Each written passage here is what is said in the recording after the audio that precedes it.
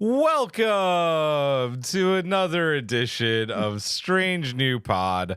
I'm your Fleet Admiral and host, Julian Brown, alongside the best bridge crew, this side of a rare Andorian belly laugh. We got one of those in this episode. I thought it was really fun. Let's see who's here. Captain Hawk is here, which is perfect because he knows all about being a hologram. Isn't that right? It ain't easy, Chief. It ain't easy. It ain't easy. Don't mind the screen moving. I'm just gonna do a little bit of Progressive maintenance. Progressive maintenance on the video. There we go. No one saw that. And Sub Commander Draft is here, which I'm not honestly sure how you are after 2 straight conventions in consecutive weeks, but you're here. You're At cool. least I'm not sick. We didn't get COVID. We didn't get the COVID. We're doing well. Welcome back, guys. How we doing? It is only the 3 of us, so we're still two down, but we're here. I mean, I'm tired, and I think my old body should not do that anymore, but I will forget by October and do it again. So, What's the old line? Decisions were made.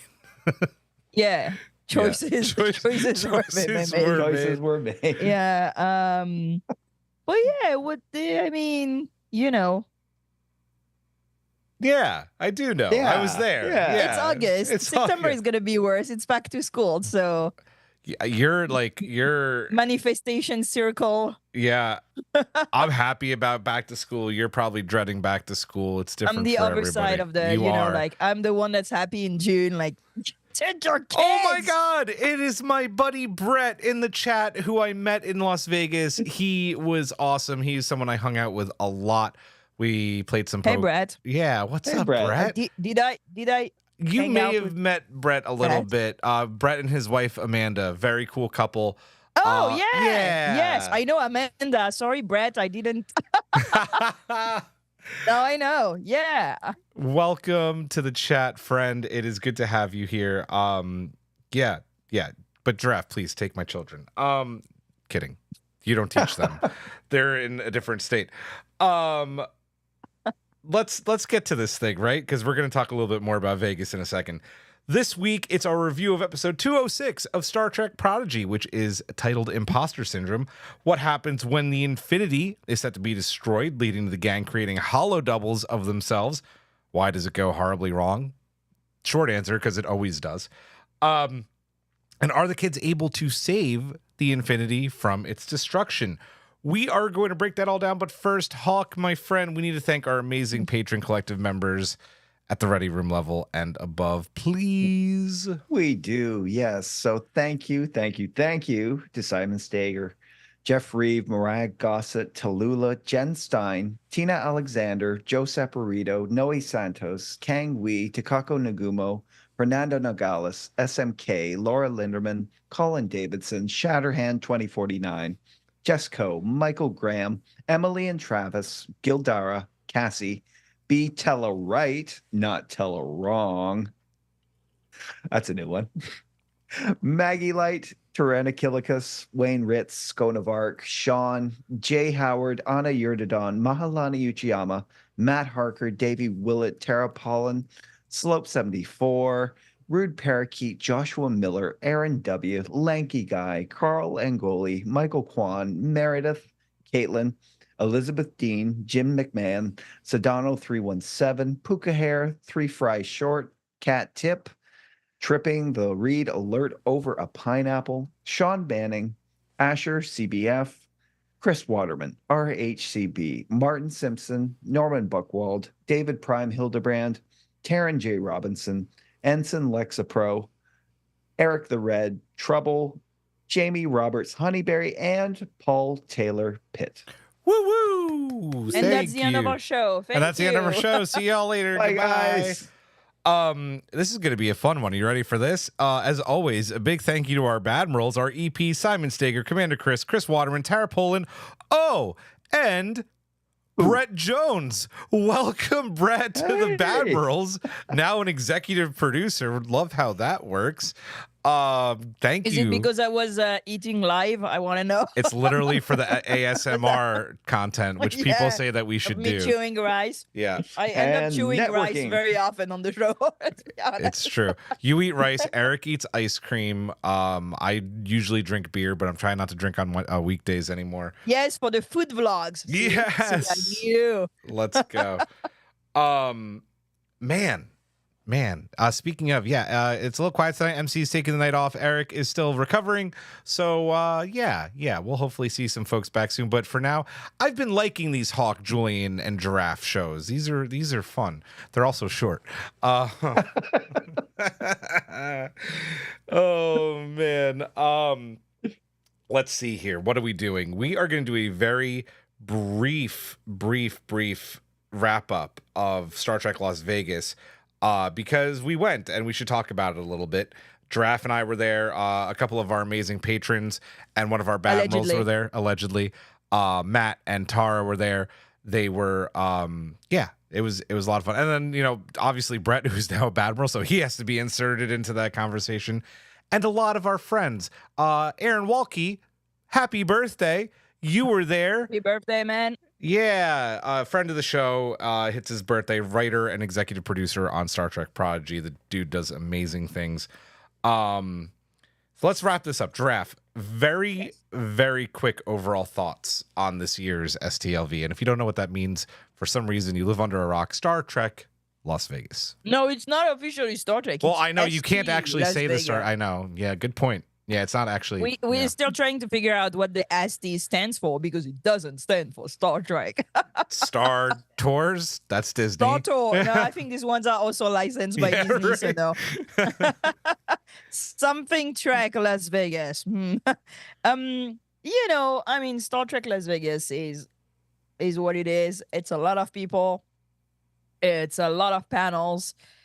It's not like Comic-Con because there's no announcement. There's nothing really new, It's a lot of people talking about the fandom, talking about the show. If you know me, you know that I don't go to panels except if I'm moderating them or covering them. So I went to one panel. We sat through it together. It was something. Oh, then I went to two. Oh, then you went to two. Yeah, I went to two panels because I went to the Discovery one too. Oh yeah, so Yeah, you So I might have went to gotten two to more panels. than two, honestly, because you went to the Prodigy panel. We went to that writers Did I? panel. You did. You went to the writers panel, and yeah, actually, I don't know if you did go to the Prodigy panel. Maybe I'm I wrong don't about think I that. did. I don't know. I don't think I did. But the good thing is for me, Star Trek Las Vegas is a good place to test my cosplay because it's going to be a bunch of Trekkie. We're going to be able to normally recognize the deep cuts. So if it doesn't work, well, it's not good. It's also a good time to see other cosplayers that I usually don't see because they live very far away.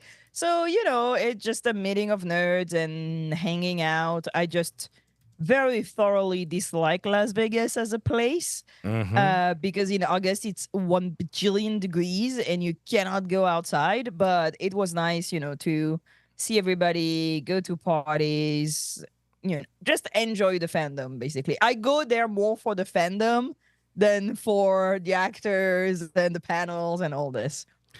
Also known as Satan's asshole is Las Vegas.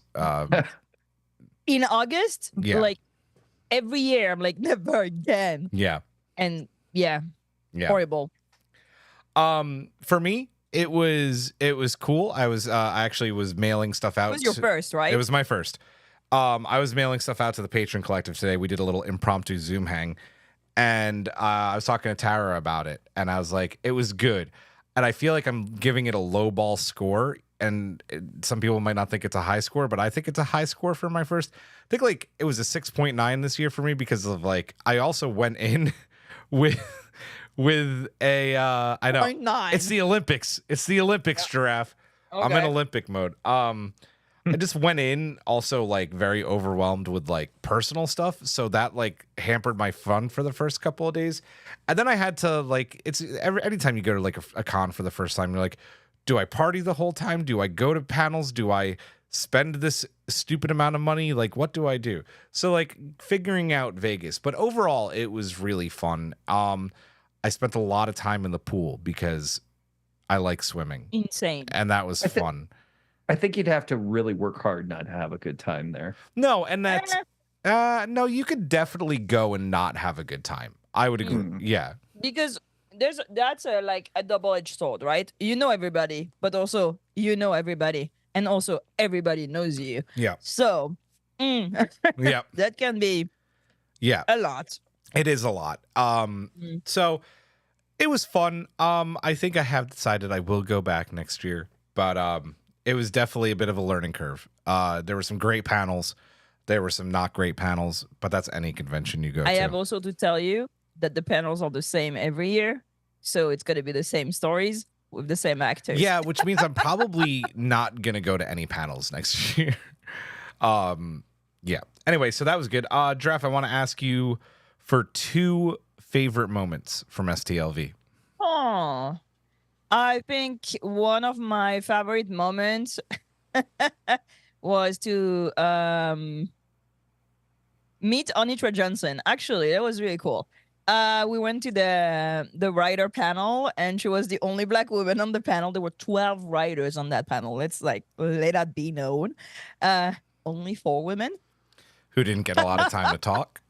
Yeah, I mean, yeah, there was 12 people, and they didn't talk so much. Oh. But Anitra Johnson wrote The Elysian Kingdom. And it was just nice to meet her and, to get to shake her hand and say, hey, I love what you do. Like, that's great. I hope you get 2, right? Please write more Star Trek. Please, I'll pay you myself.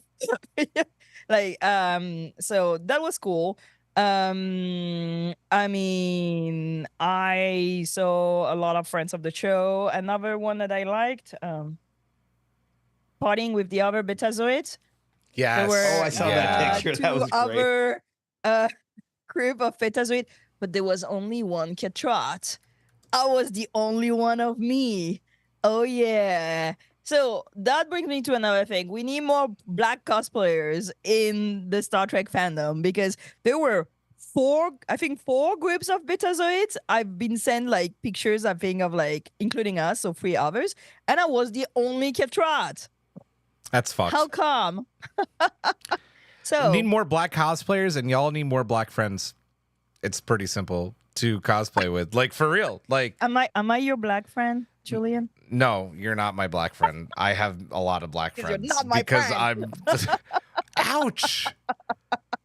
No, I thought that's what you were saying. It was just fun. Breaking my heart.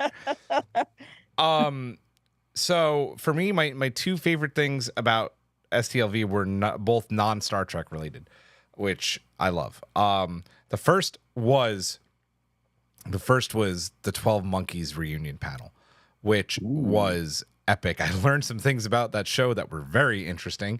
What's her name? Who played Jennifer? She was also on Schitt's Creek. No, do not say that story you told me. It was too gross. I'm not gonna tell the actual story, but she told a story about filming a torture scene, and man, she did not hold back. And if you'd like to hear the story, DM me on Discord and I will tell it to you. Yes, it's a good story. It's a really good. Emily Hampshire, thank you, Matt Harker. She told a great story. And I did a photo op with the whole cast after, which we won't talk about how much that cost me.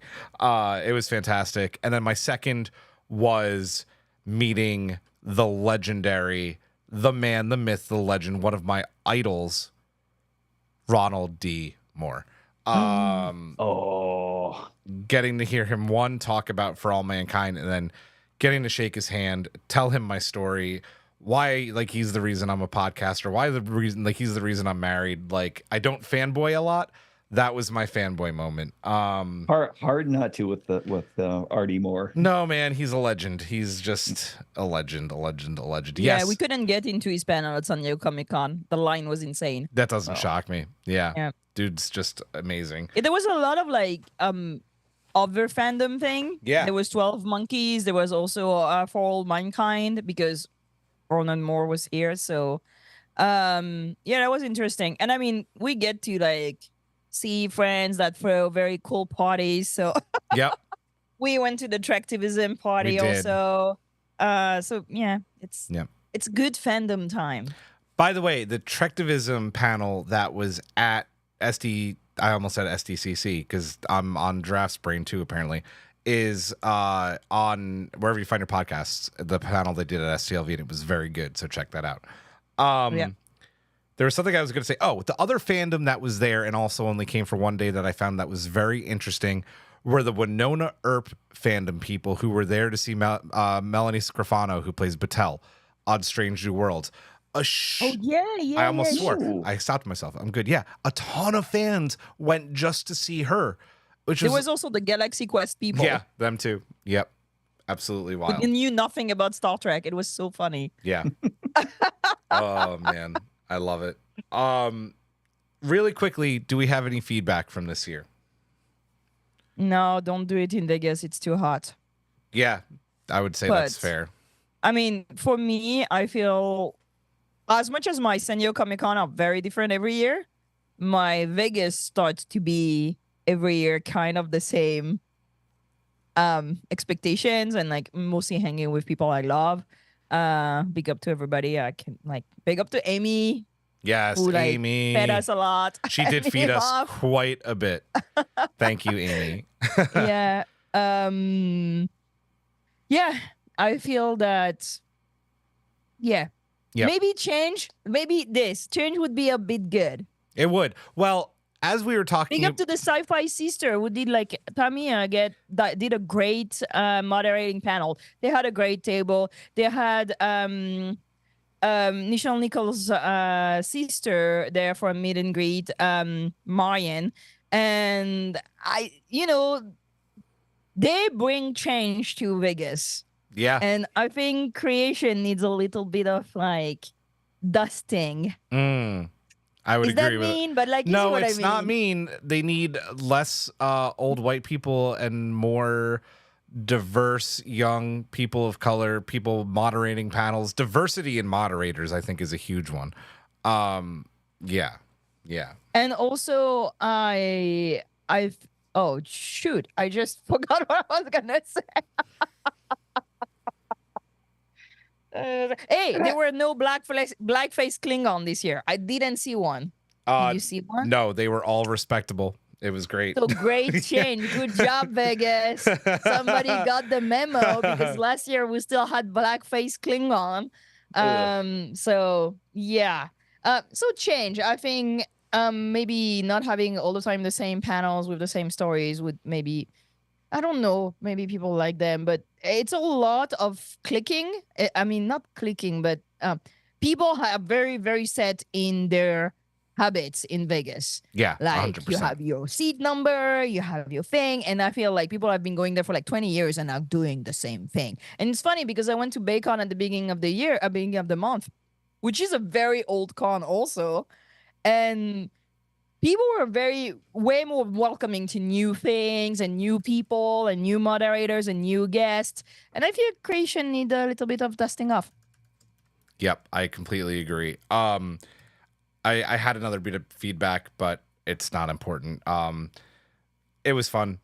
Things could always change. Oh yeah, people were saying in the chat that there could be a good amount of new content next year because of Section 31 and Strange New World Season 3, and because the people are prevalent who are working on it are there every year. I think the Voyager documentary comes out, so there might, yeah. So we'll see.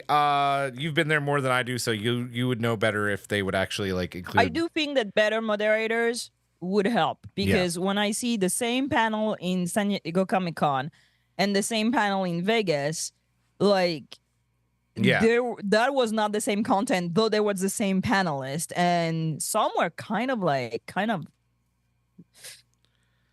I won't say boring because that's not the thing, but it's like stories I've heard 17 times and question I've heard asked to these people so many times also. So I don't know. And I don't know if because I'm like crazy and I want new things all the time because I'm like, give me challenge, give me a new thing. I want no routine. Maybe that's not the vibe of the con, but it starts to feel for me routine like when it comes to inside of the con. Yeah, fair. Let's move on. Do we have any news? I feel like we don't have any news. No, I wrote news on the thing. Look at me. You sure writing did. Stuff. I'm seeing it. You did a good job. What's going on, Giraffe? You do the news. So this weekend I will be recording with the Trexpert, the game show with Davey on the BQN. I will be one of the contestants, and it's gonna be Prodigy. So wish me luck. I am a bad person. I do not remember who's my opponent, but yeah. I don't know when that will air, but we're doing this weekend. I'm also recording with I Quit Star Trek, our friends from across the pond, this weekend. We'll be talking about Strange New World, I think. So stay tuned for when it's airing. And there's one more thing, and I have to go into my emails because I don't want to stay crazy thing. While you look for that, I just want to have Hawk continue on because there's another Trexperts match apparently in the chat coming up as well. Oh, is there? It's the last. Oh, Matt Harker versus MC. That is coming up on the very last day of the month, the 31st of August. So everybody tune in for that. That is going to be pretty wild. Yes. I didn't know that. Damn. Good luck, Matt. I know. I think Matt's pretty convinced he's toast, but we'll. I mean, I we'll always see. enter everything thinking I'm toast because I'm not really into competitive mode when I do games. I'm like, whatever. So yeah. And there's one more thing this Saturday with our friend from the Companion, Wells Davis, who's also Free Fry Short. They have an event with Michelle Hurd. She will be talking about embracing mental health as a fandom on this Saturday, August 10 at 11 a.m. Pacific time, so that's what 2 p.m. Eastern time. So you can connect on the Companion, and I don't really know if it's behind a paywall. There's usually has a ticket, but the amount of the ticket usually goes towards an organization that promotes mental health. They did these very often with Amanda Tapping from Stargate. And I'm so glad to see Star Trek people. So yeah, if you're a fan of Michelle, and you better be, you can go this Saturday at 2 p.m. Eastern time on the Companion. Matt Harker just asked if we could post a link in the self-promote, and absolutely, we will do that. I also want to, I guess we'll figure. I have a link, maybe. We will try and find one before it comes out. Yeah. I also want to say, if you've never heard Michelle Hurd, that was a very unintentional pun, speak, she is just like, man, inspirational is the best word to describe her. Was very fortunate to get to hear Michelle Hurd speak during Fan Expo last summer in Toronto, speaking about the strike, speaking about equality, and man, I left that panel just like I just felt invigorated. So this has to be very special what they're doing over at the Companion. So yeah. Hawk. Yo. Who do we no one's wearing heroes and villains tonight, so that's a bit awkward, but I had to prop the Prodigy shirt. But we have friends who make Star Trek shirts. Yes. I'm looking at that lovely shirt that you've got on. I was quite taken with that. But yes, we do have some friends in that at Heroes and Villains. They offer 20% off of your first order if you use our code, which I believe is still strange. Yep, sure is. Yep. All right. Just strange, not still strange. They do a wide variety of Star Trek and other fandoms. We won't name on here and that because we're devoted to Star Trek on this one. But yeah, check them out because they're cool. They sure are. Heroes, they have cool bags. Villains.com. Their bags are legit. I mean, if you were in my hotel room in Vegas, you've seen a lot of Heroes and Villain stuff that I used to travel with. Anybody who saw me with my backpack, either when I got in or I was leaving, the Enterprise backpack is just, it's cavernous. Like you could fit so much stuff in that thing. It's insanity. So check it out. What did you kill me? Did I kill you?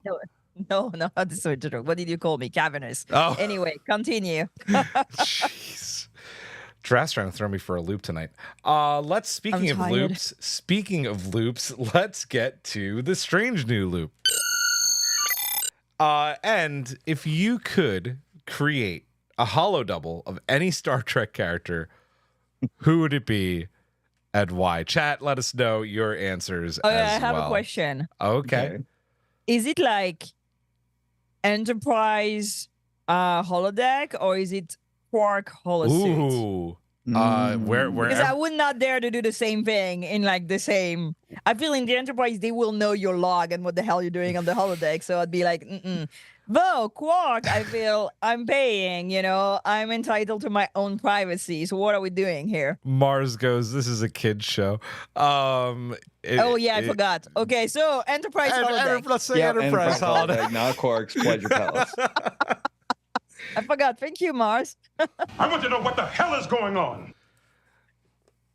Who's got one? I had a weird one. I thought it'd be pretty funny. Let's do it.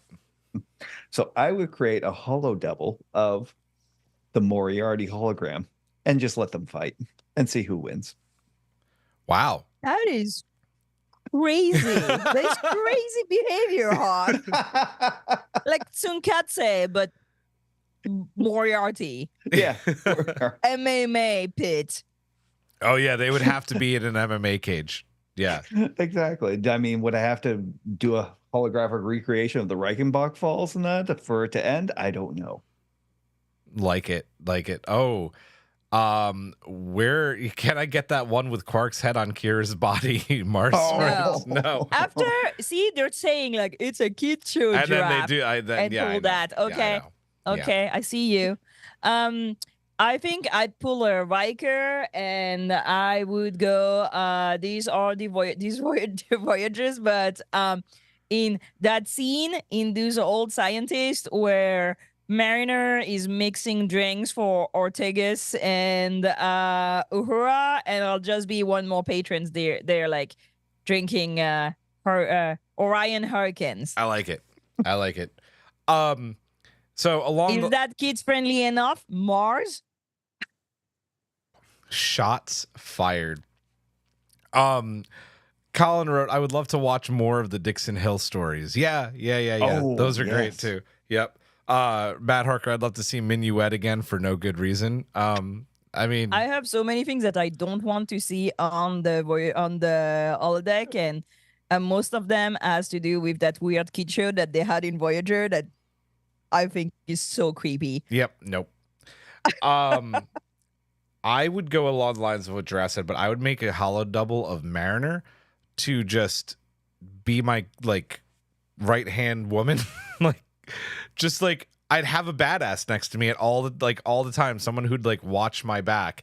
Just in the holodeck though. Well, I'd figure out a way to get her a mobile emitter, and then I'd be like, weird. No, not in a weird way. More of like a don't fuck with me. I have her. Oh, damn it. Wow, this has been great. Thank you for joining us tonight. Great. Don't mess with me. I have a Mariner, and if you mess with me, she'll kill you. Just straight up. So you just have like a holo a hologuard? A holo bodyguard? Yeah, pretty much. Polyguard best friend. Yeah. My That is kind of sad to need to make a hologram to have a best friend. I'm sorry. I didn't say the Hawk said best friend. I said bodyguard. Okay. My big concern is when you go out, when you actually go out partying with Mariner and that, does she bring out the best in you, which she's known to do with people, or does she bring out the worst in you? Which terrified by both of you. One wants to have an MMA pit. The other one wants a bodyguard, and I'm like, I'll just drink with the girls. Yeah, we're weirdos. Not those kind of weirdos. Not the Barkley, not Barkley level. Not to get political, but not those weirdos. Oh, I forgot about that. Yep, had to. Sorry. All right, this is getting bad very quickly. Let's move on from this strangely loop. That was not one of our best. I liked it though. It was fun. Moving on to our review of episode 206 of Star Trek Prodigy, Imposter Syndrome. Our order tonight will go Hawk, Draft, followed by myself. And who says Jankum is your friend? The episode starts with Dahl being chased by his other friends, and when caught, it looks like Jankum is about to just drill a hole through Dahl's head. But then we get 24 hours earlier. Thoughts on using the time change trope to start this episode? Hawk.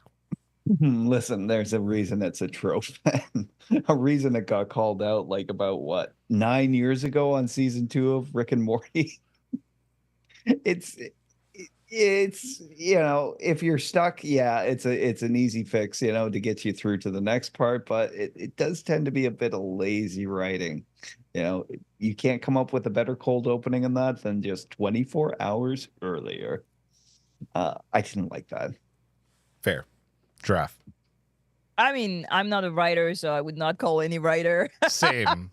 Exactly. Yeah, I know. They work hard. I just hate that type of thing. And I think I said it for Discovery. I'm very constant in my hatred of things. 100%. Like, you can go back into that pod, and every time they do it, I'm like, I hate that. Because I've been traumatized by NCIS, who did it for every single one of their several times into the episode, and my mom watched this religiously. So I think I like by contamination. I watch a lot of them. Yeah, it's very 90s, early 2000, I'd say. Yeah. And I mean, they did it once, whatever. But I think it's the third time this year that Star Trek pulls a 24 hours earlier. Yep. Isn't it? It is. And I'm just It like, is. do not.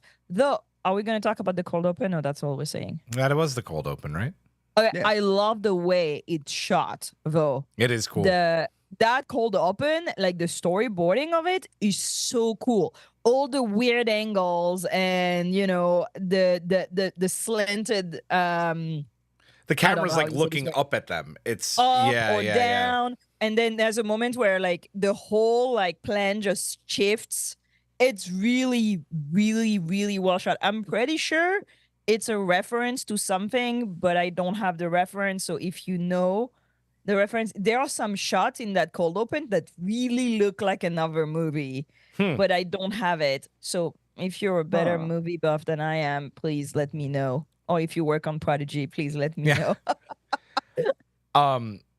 This was fine. I feel like just with what the episode was, it just wasn't necessary. Like you were gonna get confused the minute that they escaped on who's who. Like, you didn't need the 24 hours earlier to tell you that. So I thought it was a bit of especially because Prodigy opens with its opening credits instead of having a cold open. You never so it felt like a cold open, but it wasn't a cold open. And then Brett says it's from Pee-wee's Big Adventure. Is it? Really? That would be really interesting. Wow. If it is, I even like it better. But is he kidding? I don't know. Brett is very sarcastic, I don't so think he's he kidding. could be. No, yeah, he just said it. He's full Okay, of crap. he's kidding. Yep. Well, I believed it. Damn. Hey. But yeah, I was hoping it was true. Cool. it was shot cool, but it was very just jarring. I didn't think it was quite necessary, but And very misleading about where the episode was going. Exactly. Yeah. I think it's made to be misleading, Hawk. It is. That's true. All right. Stealing the Infinity again. Wanting to go to the coordinates Gwyn found during her spacewalk, jump through space. I don't know what we're gonna call what happened in the previous episode. It looked cool. The team comes up with a plan to steal the Infinity again. How do they get off the ship undetected, though? By creating hollow doubles of themselves, which don't quite work right at first. Thoughts on Jankum coming up with this plan? This was kind of amusing. This does reward like a multiple viewings of this episode, and I think we're all a little cold on it when we watching it. That was 'Cause it's putting like- it. That's putting it nicely because I was Yeah. harsh on it when we first watched it. Yeah. I know, but it does. I think it does like kind of get loosen you up a little bit when you're watching it for the second or third time, as we all want to do. In that, my favorite bit was as like the Jenkinpog hologram starts buzzing out and glitching in that, like when they decide to you go do this, I'll go do this, and that the Jenkinpog starts walking up the walls and onto the ceiling. I enjoyed that bit. Yeah. Giraffe. I think that's also like the problem with binging. I feel this episode has such a difference of tone compared to the episode around it that when you're just watching the 20 episode in a sitting, like just and not really stopping at each episode, it seems like a weird parenthesis in the middle, and the pace is different. It's way sillier suddenly, and you had like so much gravitas with like Gwen being sick and all the thing like trying to figure out, and then there's the big revelation of where she like travels through time and space, and then you go to like them chasing holograms and you're like, what is this? So I do think what was the question? No, you're good. Keep going. I think that when I saw it first, I was very confused because the plot in general of that season is really dense. I kept being like making diagrams and being, wait, so is it the past? Is it the future? Where is who? What is what? And it was still like only episode 6, Yeah. So this episode confused me even more. I was like, why are they having like holo double and all this? And I was just like, I want to go back to the main plot where they discovered that place to go. I want them to go there. So it's true that I didn't like it when I first watched the episode because it was such a break in the season. I rewatched it several times, and every time I watch it, I giggle some more because there's very good lines of dialogue in there. There's a lot of puns for some reason in that episode. And I don't know, like Doll made me laugh a lot when Rocktag is like, you want to steal a ship again? Borrow. Borrow. It was always borrow. And when he almost tells Tysis that they're gonna steal the ship, and everybody was just silly. And I think by itself, it's a good episode to rewatch several times because it's really fun. Yeah. That's the same thing with me. I think like literally midway through watching this episode, I said to Karen, I'm like, this really sucks. Like, it's bad. And she's like, yeah. But no, I watched it twice again today and I was laughing my ass off. Like I was. I was talking to Aaron this weekend at Vegas. Like, I just keep falling in love with the character that I hated, and that's Jenkinpog.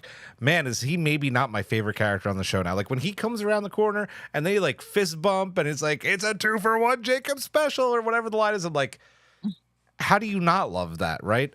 Not to, I hate to steal from you, Hawk, but like, yeah, I thought he was just walking into the wall, like, like bouncing against the wall and then bounce, bounce. Like anybody else would have done it that way, like just have it just ramming into the wall. No, it starts walking up the ceiling. It's when he walks up the ceiling, I lost it. And I think the first time I watched it, I didn't really realize, like, because I was just so much into focused. the story. Yeah, I was so focused in the story. I was like, but I want to know, like what? Go find Chakotay. I don't care about the hologram. And then I rewatch it, and like when he just like and walk up the ceiling, I lost it. It's so silly, and at the same time, it's like, yeah, I can see that. Yeah, I can see that happening. Yeah. Yeah, no, I liked how, like, the second time around, like how this whole plot started.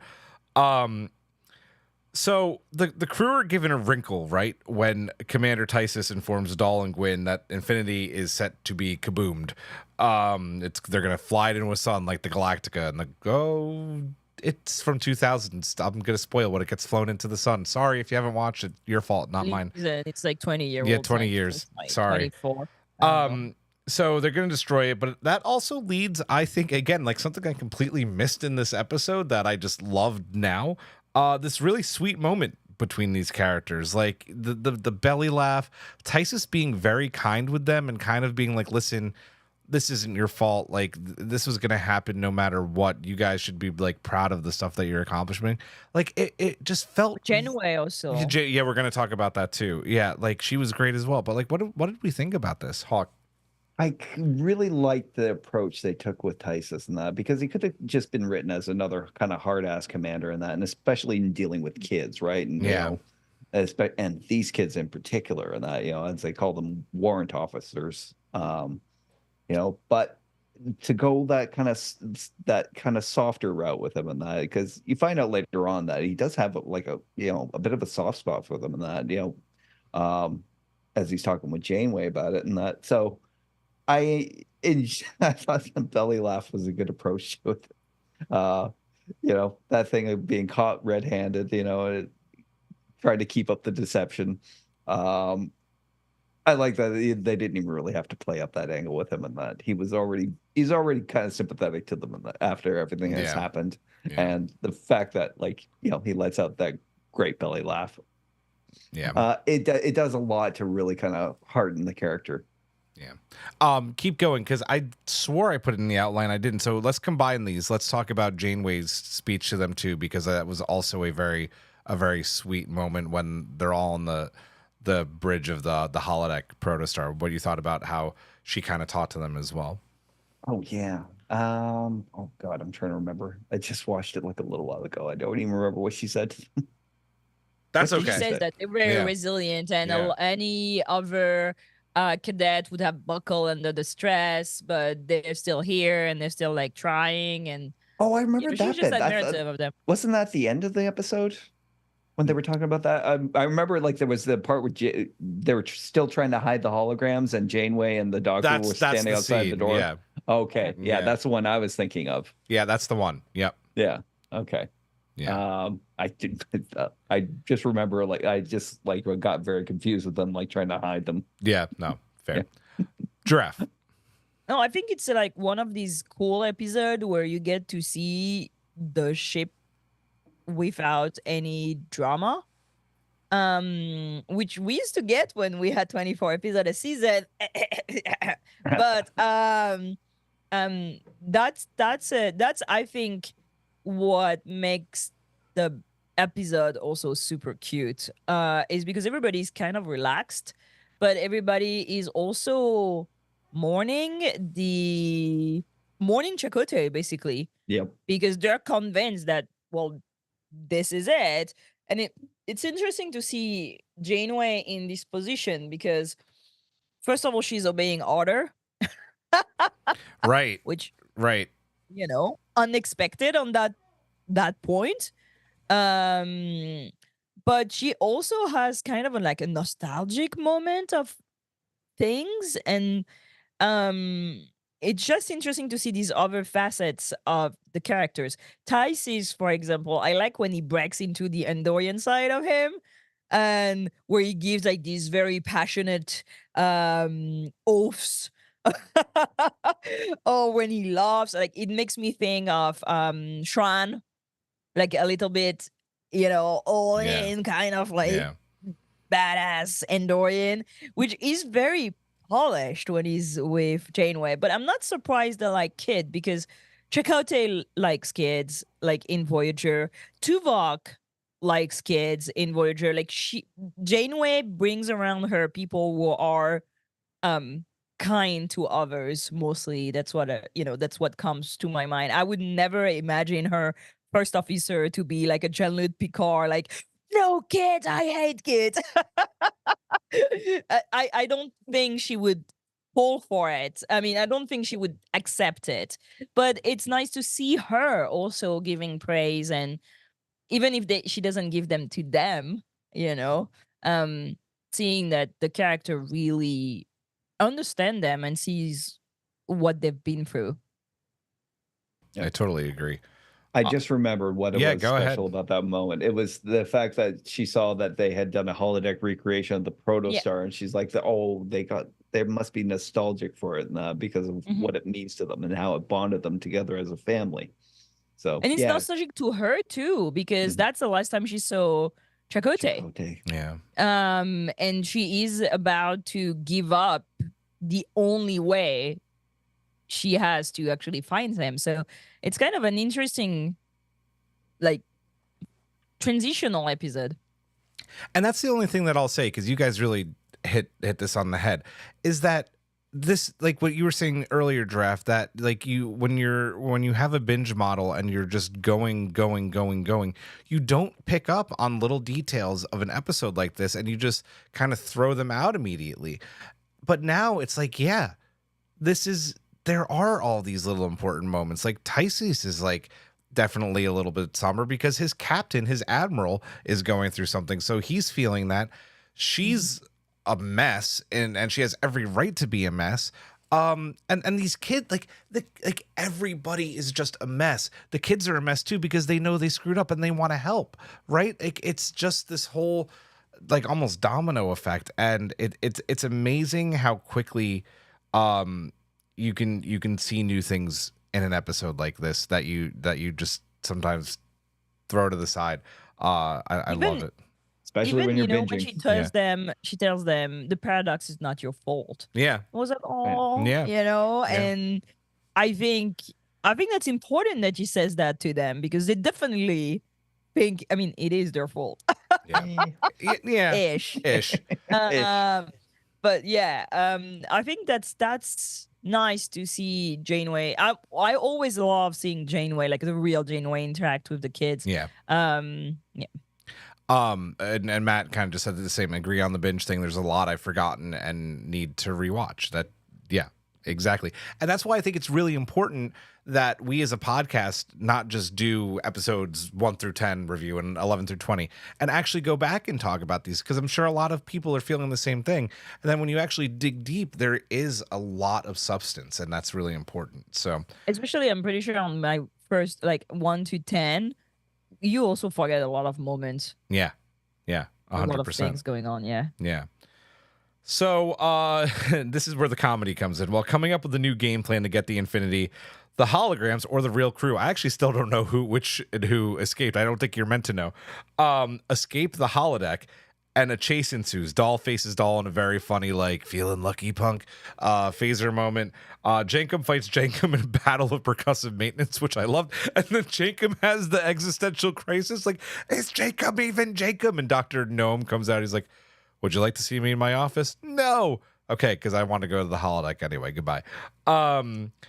Let's see what else. And the two rocks, because of course they're rock talk. They don't fight each other. They try to solve the problem together, and they do. Overloading the holo matrix and disabling the holograms. What did we think about this entire just holo on a holo, whatever you want to call it? I don't know what to call it. Holo opera. Something like along those lines. Rock had a very good explanation as to why she didn't program the holodecks to realize that they were holodecks and play along with the deception. I think part of it was that their AI was still kind of still kind of building itself at that point. Yep. But I know there was an explanation. I was like, why didn't she just program them to realize that they're holodecks participating in a mission to get them out of there? And then it's like, oh, okay, I get that now. It got confusing. There was this moment though. I thought that two Star Trek worlds were kind of overlapping in that when Doll faced Doll in the hallway. Totally reminded me of that episode where Burnham had to face younger Burnham from season 5. Yeah. It's got to be like a weird overlap, because I don't think they even realized there was going to be that episode at the time that they were filming this. But as soon as I saw it, was like Burnham versus Burnham. Yeah. Yep. Yeah. I mean, I think they like decided the story just after Picard season 2. Yeah. I have no idea. Because they said that Will Wheaton accepted, kind of like right away after doing that. So it was very close to that. So it's been some time. Right. Yeah. Anyways, I think. Yep. I don't remember the question, but you can The- tell that to me again. The holograms thinking they were the real crew. Okay, so let's be honest. Like the wall fighting your double thing has been a thing that Star Trek has done a lot and done it very poorly. What? It's true. No, you're Give me one absolutely double right. episode where they fight each other when it's not stupid. Yeah. No, I have one immediately. Riker Which versus one? Riker. Oh yeah, okay. Tom Okay, Riker this one. versus Will Riker. Yeah. The one in TOS, the enemy within, was very stupid. Very stupid. Even if I kind of like that episode because there's the dog dressed in the weird thing. Is that episode? Yeah, Yes, I think it's I that said it. episode. Yeah. Yeah. So there's the weird dog that they dressed into like a teddy bear thingy with a horn. So that cracks me up. But like that episode is like kind of like, oh, there's like evil and good, like Dr. Jekyll and Mr. Hyde, but like poorly done. Also, it's very rapey. So Very that. rapey. I did enjoy TNG's Time Squared with Picard. That's a chasing good his- episode too. It's a really good episode. Yeah. The out of time Picard trying to Yep. save the Enterprise. In Yeah. the time loop and that, trying. Yeah. Yeah, I'm not enough of TNG girl. Like I know the episode, but I don't remember my feeling about it. I'm like, yeah, oh yeah, there's this one. I guess it didn't piss me off, so that's why I don't remember it. Wait, hold on. Now I'm just trying to mess with Giraffe. Isn't there a Wei-Yun versus Wei-Yun episode in DS9 too, where like one Wei-Yun was supposed to die, or like I feel like yeah, this but is it's a thing. Wei-Yun. Like, who cares? I mean, I'm sorry. No, but I know. I mean, Discovery did it, but it's like kind of like, past and new. It's like not exactly the same. It's not really a double. I mean, I like the lower decks one with the two bumblers. So let's be honest, this one is cute. But I feel that the hologram double has always been kind of a hush hush, don't talk about it in Star Trek. Yeah. To speak about hologram double, like with what's his face, Buckley was doing like weird stuff with like hologram doubles of the crew, and it's definitely like shone upon. You see that he hits a big wall of like, no, this is not a thing you do, man. Yeah. Which is interesting because again, the ability of the holodeck to create version of people that you can touch, like in Shore Leave in TOS, where they're not aware that they are fake doubles, like raise a lot of ethical questions. A lot. Yeah. And even in Discovery, when they have like the grieving assistant hologram, which is like the double of the dead grandmother of Culber, it's kind of weird. That was weird. That was weird. I would think that there would be like process in place, like policies in place that you can't just recreate a double of somebody, and double of yourself is super weird. I mean, when Janeway is like delete the wife, at least these are not real people. Right.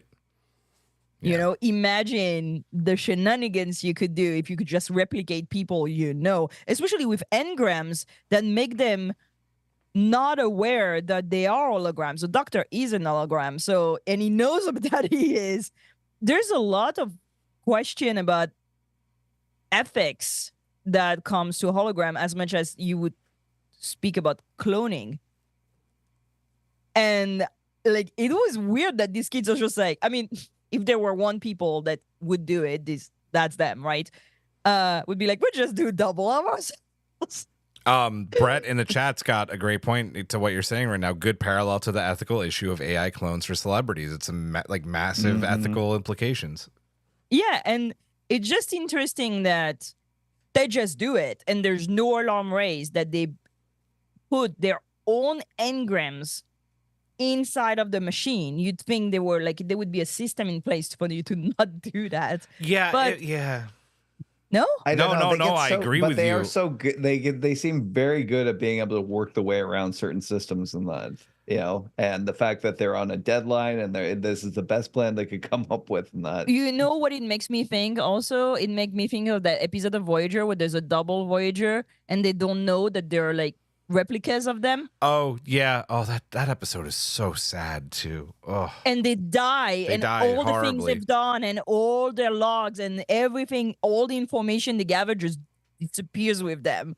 And you'd think that creating a double of you, because like think about the crazy of this. You have a double you that knows everything you know, acts like you, doesn't know they're a double.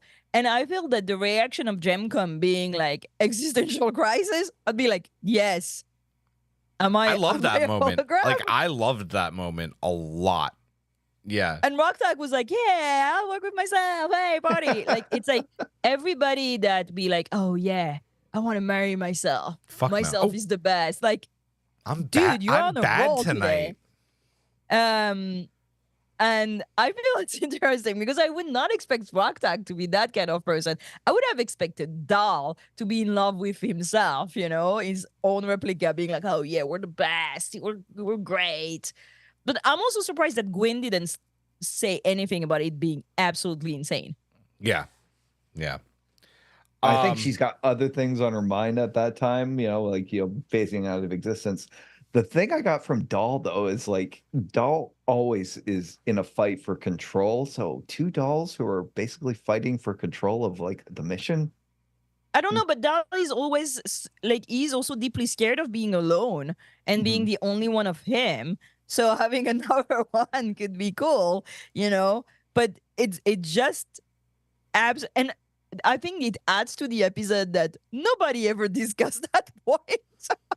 They're just like, yeah, mad science, let's go. Well, also, and we have to remember too that they're kids, right? This stuff does just not pop into their heads.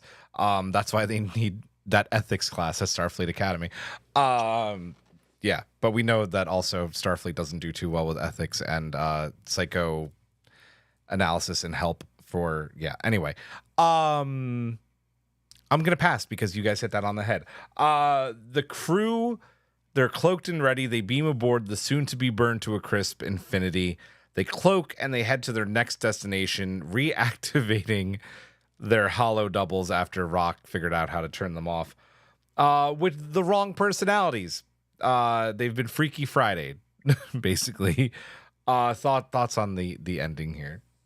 I love that it ended up working out because like there was a great shot where they like go into the hangar and find like they miss the launch deadline, and it's like, oh, and you're so it's like, so the plan's screwed at this point. And then you find out that Gwen has hacked her way through.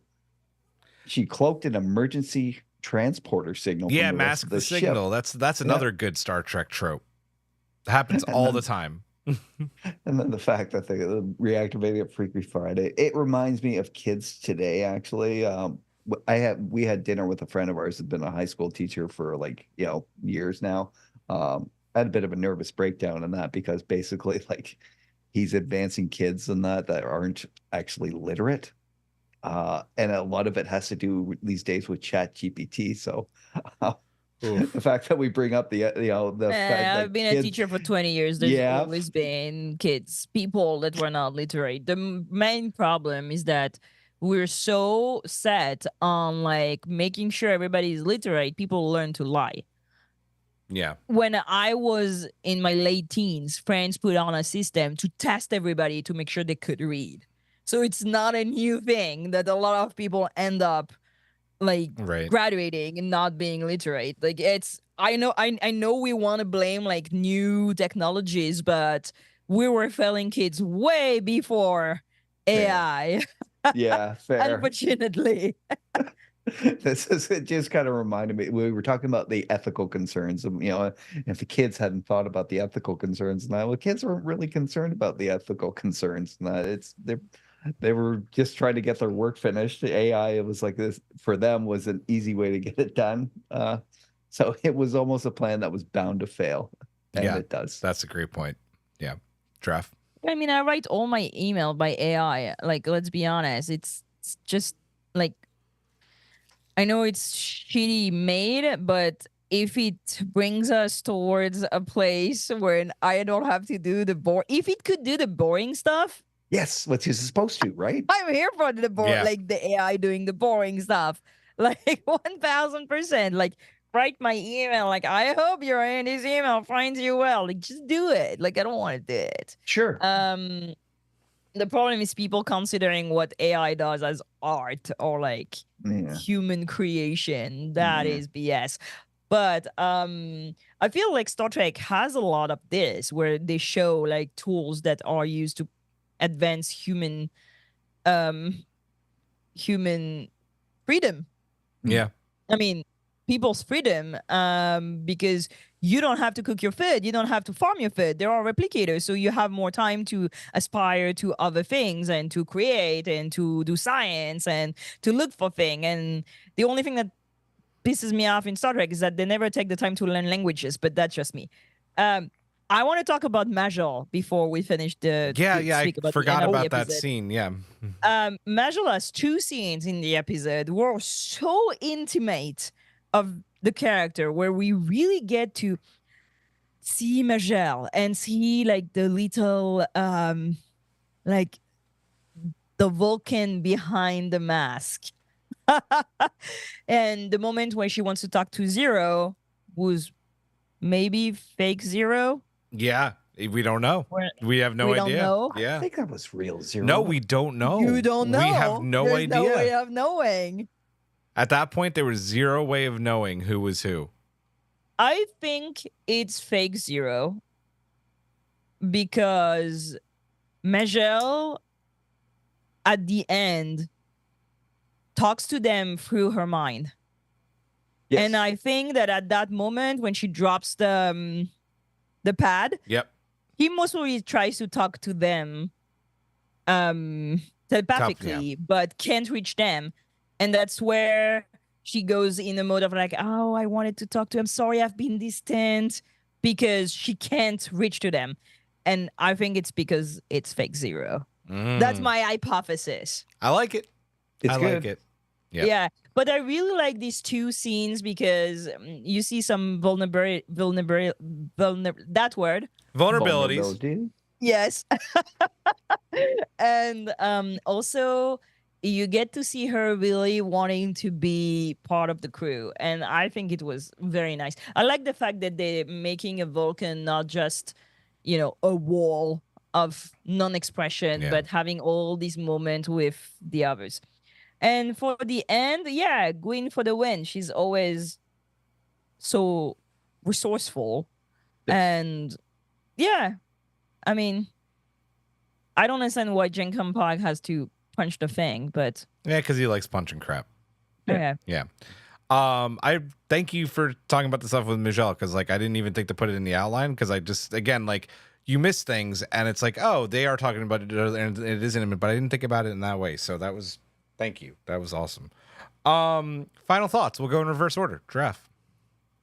I think that it's an episode that grows on you. Definitely an episode that got shot in the face by the binging model. Because a lot of people say they didn't like it. I want to say we were not the only one. I heard a lot of people saying that episode, it's weird, I don't like it. And please watch the episode separately. Try to. Because they gain in quality when you don't watch them in a blink after 5 hours of binging. It's a cute episode. Yep.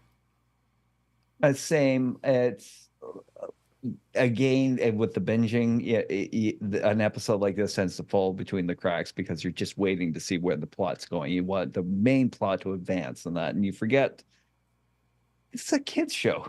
Yeah. As much as we love it and appreciate for me. What are you saying? Like you put a kid down in front of an episode like this, and they're gonna get they're instantly gonna get a huge kick out of it. And I like that there is a lot more layering that goes on with this episode. And I'd like to personally apologize to the writer for my earlier reference about laziness in the writing and that with the 24 hours earlier, because it's not easy doing this, and rewatching it shows you that there's a lot more thought put into this than you initially think. So super fun episode. I love me my Jankum in this episode. Highlight for me. It's a apocalypse. yeah, apocalypse. Apocalypse. Oh man, it's just, yeah. I really didn't think I was gonna go back and watch this and be like, oh wow, this is actually a really good episode. Is it like an episode I'm gonna talk about for Star Trek for the rest of my life? No, probably not. But is it a lot of fun and good? 100%. Like, so happy I rewatched. And again, I'll say it also because you should watch our pod every week. This is why we're doing individual episode reviews. So, we have a subspace to poll. We don't have mailbag this week, but who wants to poll? Not Giraffe said no, please, not her. So that means you, Hawk. Alrighty. We asked Trek Twitter what they thought of Imposter Syndrome, and this is what they had to say. 71% said Jacob loved it. 12% said Endorian belly laughs. 12% said proto bore. And only 5% said hollow snore. All right. That's good. I like it. Yeah. 71% is huge. It wasn't a huge number of votes, but still, it's telling. I think people start to like forget which episode. Yeah, that too, right? Yeah. It's also very hard to keep the hype of people like on that series now that everybody has just watched it 3 times and like went to something else. We were talking about that off mic. Like the binge has completely dropped the hype. It stinks. Hopefully we're helping you get hyped back up for it every week. Lower Decks, October 24th. Let's go. Woo. Lower Decks. That's going to do it for this one. We need to decide. I'm going to talk to these guys after the pod when we're pre-recording our next 2 episodes, which will probably hopefully be on Sunday. We'll talk after, but those will be coming up. Patrons will go back to the pre-recording. You'll get those episodes on the Monday before they release on Thursday. But those are going to happen. I'm trying to think if we have anything else coming up, like special episodes. Oh yeah, it is August. Disco Season 5 on Blu-ray is dropping, I believe, at the end of the month. So I'm going to check on that date. We'll start our Disco Season 5 rewatch on the Discord, and then that'll be a special live where we do our final ever Discovery episode, which is going to be a bit bittersweet. Yeah, Dress like, no, but that's going to happen. And we will give away a copy of Season 5 as well. So that's always fun. But that's going to do it for this one. We will see you next Thursday. For Hawk, for Giraffe, I'm Julian. Live long and prosper. Majram, sarcastic Vulcan salute. Good night.